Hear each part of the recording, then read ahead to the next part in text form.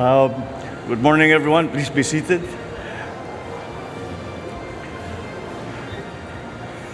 It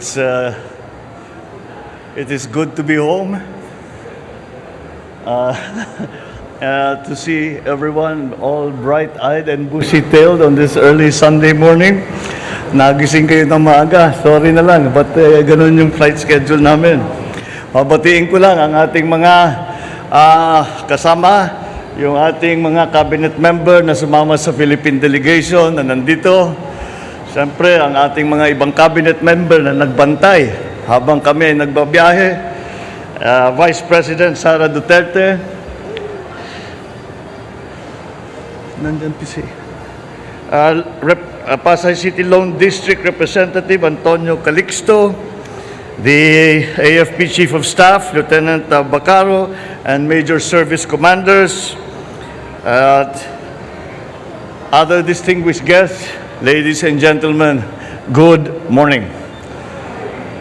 I am pleased to report to you and the Filipino people the main outcomes and results of this working visit of ours to New York from 18 to 24 September. My first activity upon arriving in the United States was to meet with the Filipino community.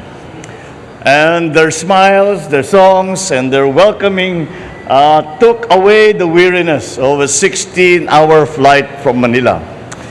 And in our meeting, I thanked our kababayans who came. Some came from Canada, some came all the way from Florida. I thank them for the work that they do and their contributions to the communities in the Philippines and in the United States. I also, once again, expressed my respect and my admiration for their commitment to the future and welfare of their families, including those who are still back home here in the Philippines.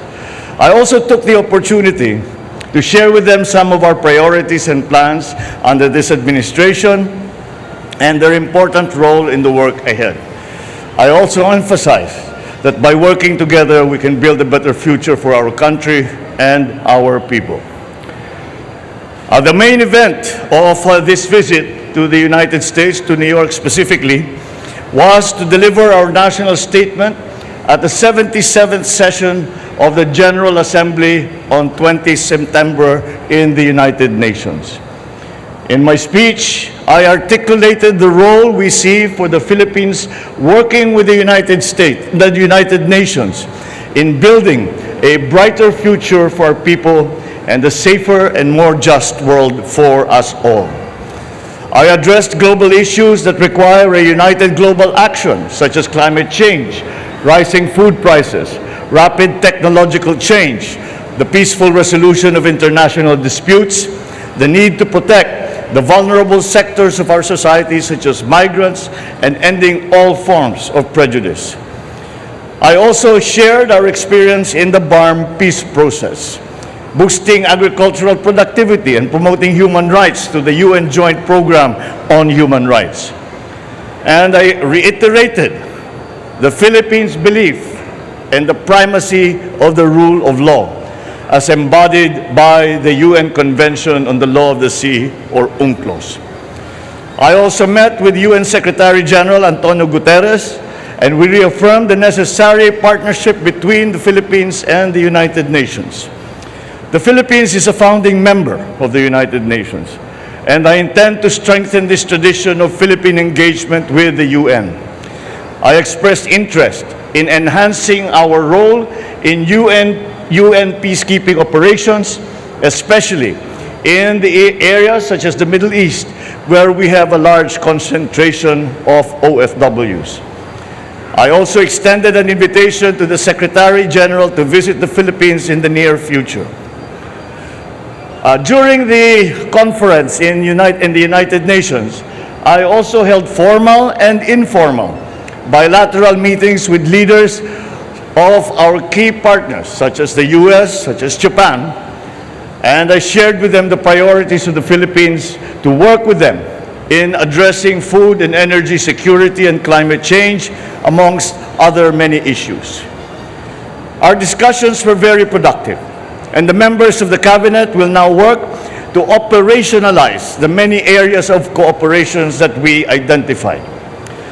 I met also with a number of business leaders from different U.S. companies during the week, and all of them committed to be a part of our development and economic growth. Together, we will be working on addressing some of our key economic challenges, particularly, once again, climate change, food security, energy security, to name but a few. There will be, I believe, good news to share in the next few months, particularly in terms of their plans to expand and further broaden their investment footprint in our country. Our discussion with the U.S. business community affirms the optimism with which international investors view the Philippines today.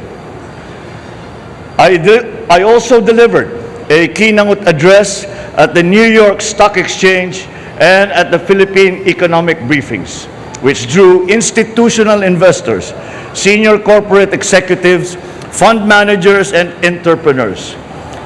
At these meetings, I shared with them our vision for the future and how important it was to address the key challenges that continue to constrain the development of our economy. I also informed them about how we intend to deal with some of the fundamental problems in our food, energy, and broader economic security.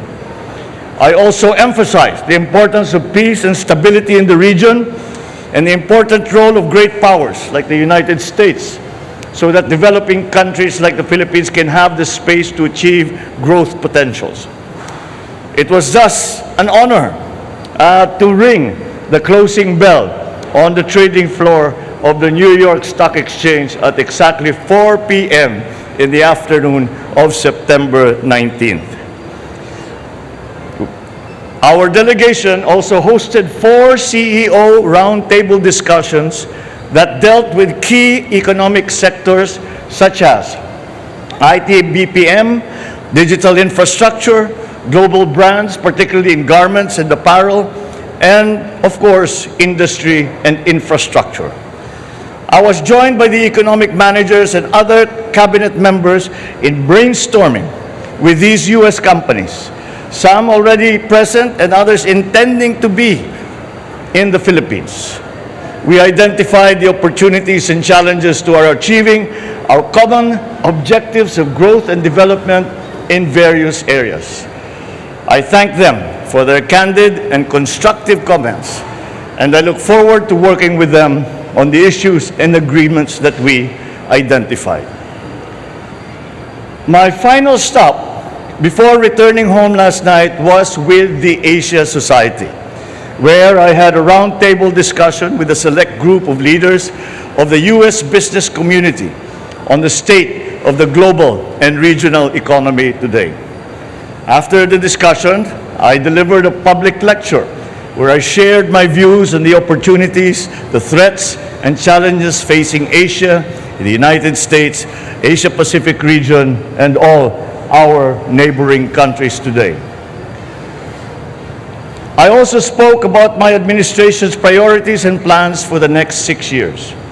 And the engagement with the Asia Society was a fitting end to a week in the UN and the United States that had one singular message. The time to invest in the Philippines is no longer just sometime in the future, it is now. We in the Philippine delegation are one in our assessment that the work done in this trip serves as a good start for opportunities identified to be made into programs and projects to benefit the Philippines and our countrymen. And so the work continues, but I am happy to report that we have had a very good and strong start to our efforts. Thank you and good morning.